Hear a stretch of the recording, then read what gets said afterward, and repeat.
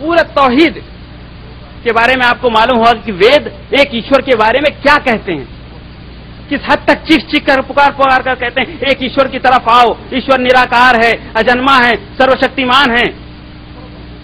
उस ईश्वर की भक्ति करने के लिए अहंकारम बले निर्मम तदस्याम ही इति वित्यानाम, कि ऐसे ईश्वर को पहचानने के लिए सबसे पहले अहंकार को दूर फेंक दो, घमंड। क्यों? क्योंकि ईश्वर एक अल्लाह को जब तुम पहचानने की कोशिश करोगे तो तुम्हारे अंदर एक वसवसे आएंगे, ख्यालात आएंगे, ऐसे ख्यालात जिसे राक्षसी ख्यालात लोग कहते हैं, शैतानी ख्यालात, कि शैतान आता है भटका देता है। अहंकारम बले दर्पम, तुम सबसे पहले अपने अंदर से अहंकार को दूर फेंक दो, बल यानी कि ताकत उसका प्रयोग ना करो। द्रपम यानी दीप, रोशनी को तलाश करो। काम क्रोधम क्रोधम विद्या अहम, और तुम इच्छा और ख्वाहिशात के पीछे मत दौड़ो, और तुम ऐसी चीज को तलाश करने के लिए जा रहे हो जो तुम्हारे जीवन को सफल कर देगी। तो ऐसे राह पे जब तुम चलो तो इन चीजों का त्याग कर दो। काम क्रोध मत लोभ, तुम ख्वाहिशात के पीछे मत भागो, तुम अपने अहंकार को फेंक दो, दूर हटा दो, अपने अंदर अहंकार जो भी है निकाल के बाहर करो, और तुम अपने अंदर शालीन और शीतलता यानी कि अच्छे आचरण, अच्छे स्वभाव तुम पैदा करो। ये तो हो गया ऋग्वेद के उस श्लोक का जिसका अध्याय नंबर 45 है और मंत्र नंबर 5, श्लोक नंबर 27। अथर्ववेद अध्याय नंबर 187 और मंत्र नंबर 99 और श्लोक नंबर 11 से 13 है। आइए, ईश्वर का प्रकार, ईश्वर किस प्रकार का है, हम उसके बारे में जानते हैं कि वेद ईश्वर का क्या प्रकार दे रहे हैं।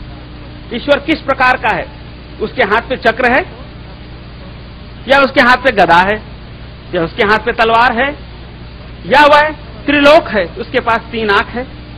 क्या वह ईश्वर है जो कमल के फूल पे बैठा हुआ है, या वह ईश्वर है जो शेषनाग की शैया पे बैठा हुआ है? आइए हम देखते हैं वेदों के रोशनी में। प्रथमः ग्रामम ईश्वरीय संस्थापिते भक्ति मोहम विश्वरूपेण अधिकार्यते ऐश्वर्यमाक्षम वृद्धि फलिकार्यते भक्ति मनन चित्त निराकार्यते अति ईश्वरम अजन्मम नास्ति ही शक्ति अर्जितम परमस्यामि परम शक्ति रूपेण शक्ति विराजे ईश्वर प्रकाशयामि ही, कि ईश्वर वह है जो प्रकाश है, रोशनी है। ईश्वर प्रकाश है। ईश्वर वह नहीं है कि जो कमल के फूल पे बैठा हुआ है।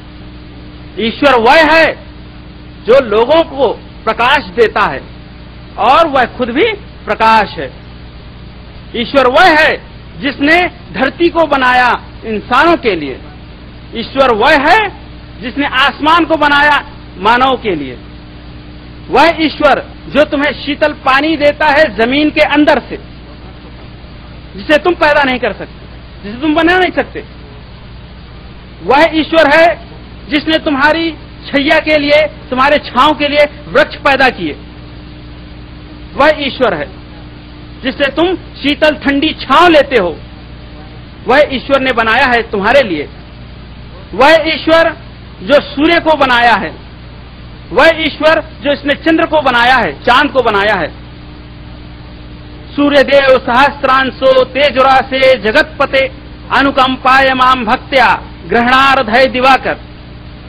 सूर्य देव, लोग कहते हैं सूरज देव है, लेकिन सूर्य खुद क्या कह रहा है? ये सूरज के बारे में महर्षि वेदव्यास के अपने ख्याल हैं।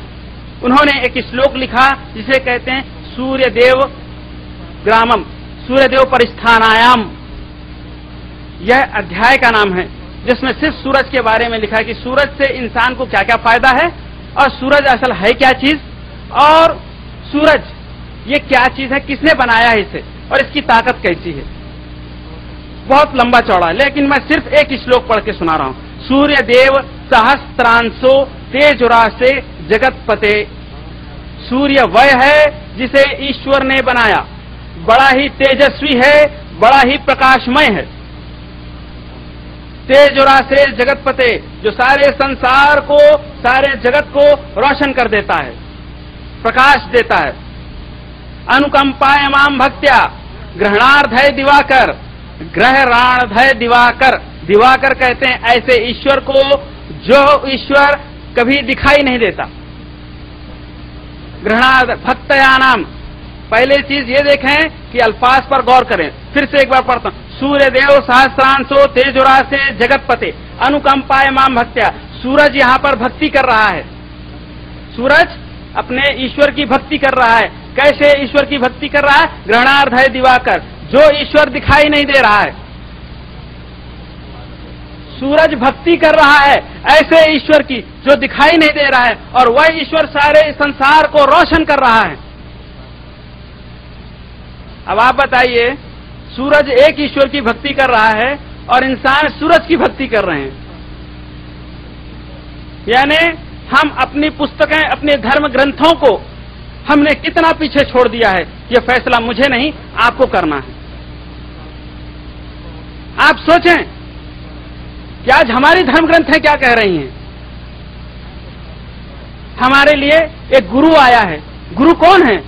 गुरुर ब्रह्मा गुरुर विष्णु गुरुरैव महेश्वरा गुरुरैव साक्षात परब्रह्म तस्मै श्री गुरुवे नमः। गुरु वह है जिसने हमें एक ईश्वर को पहचानने के लिए मार्गदर्शन बना। गुरु वह है जिसने हमें, दुनिया को किसने पैदा किया, उससे हमें उसका ताल्लुक, वो समझाया उसने हमें। गुरु विष्णु, गुरु वह है जो इस दुनिया की, संसार की जो हिफाजत कर रहा है उसके बारे में बताया।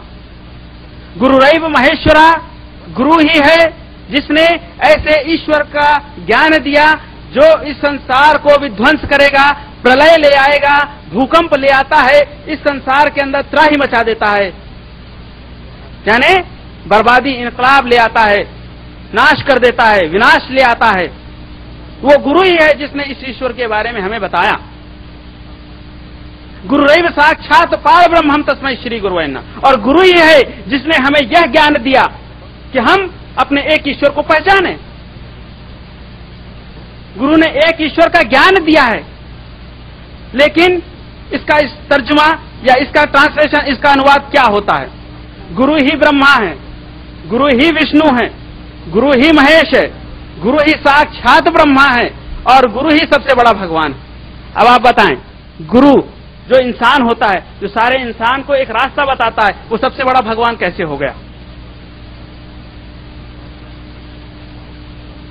आइए थोड़ा सा अब यहां से हम आगे बढ़ते हैं, जहां पर सिर्फ अब वेदास मोहम्मद सल्लल्लाहु अलैहि वसल्लम के बारे में क्या कहते हैं। सबसे पहले, आज तक हमने सिर्फ 4 या 5 नाम आप लोगों को बताए, लेकिन आज हम आपको ऐसे 10 से भी ज्यादा नाम बताते हैं जो वेदों के अंदर मोहम्मद सल्लल्लाहु अलैहि वसल्लम का नाम है। एक है महामद, एक है महामदाम, महामदामी, और एक है अहमद, अहमदाम, अहम्यामी, नराशंस, सुक्षव, सर्व अन्ना, अहमेद, अहमदही, अंतिम अवतारम, जगतपति, समुद्र दूतम, अरबम प्रत्याति, यानी अरब की ओर आने वाला, व्रतधारी, रोजा रखने वाला। तकरीबन ऐसे 15 नाम हैं जो वेदों के अंदर आए हैं। आइए हम